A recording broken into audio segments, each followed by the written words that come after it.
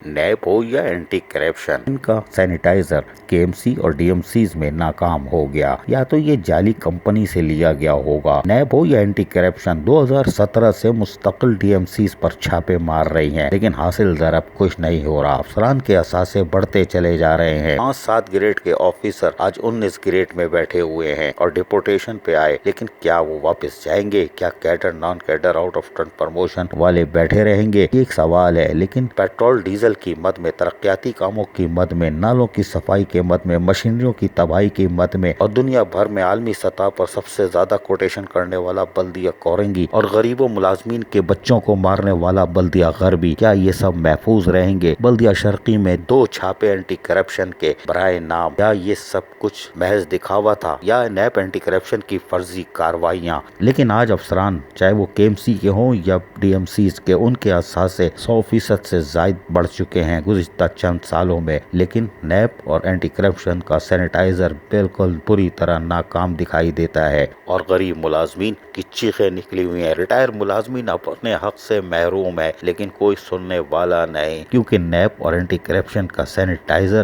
ناکام ہے۔ KMC کے ریٹائر ملازمین ہو یا واٹر بورڈ کے ریٹائر ملازمین یا KDA کے ریٹائر ملازمین، پینشنر پینشن سے محروم ہے، ان کی چیخیں نکلی ہوئی ہے، کیونکہ نیب اینٹی کرپشن کا سینیٹائزر ہے ناکام۔ بلدیہ عظمیٰ کراچی میں گھوس ملازمین اور مخصوص افراد کی کروڑوں کی آمدنی، کیونکہ نیب اینٹی کرپشن کا سینیٹائزر ہے ناکام۔ اساتذہ بڑھی ہوئی تنخواہوں کے ساتھ ساتھ ٹائم اسکیل سے 2010 سے محروم ہے، کیونکہ نیب اینٹی کرپشن کا سینیٹائزر ناکام۔ کیا ملازمین کو حق ملے گا؟ یہ اس وقت ممکن ہوگا جب نیب اور اینٹی کرپشن عملی طور پر حرکت میں آئیں گے، ورنہ یہ بلدیاتی کورونا پھیلتا رہے گا اور افسران کے اثاثے 1000% ہو جائیں گے۔ غریب ملازمین کی میتیں قبرستان میں بڑھتی چلی جائیں گی۔ عزیز عارف، KBS بلدیاتی نیوز کراچی۔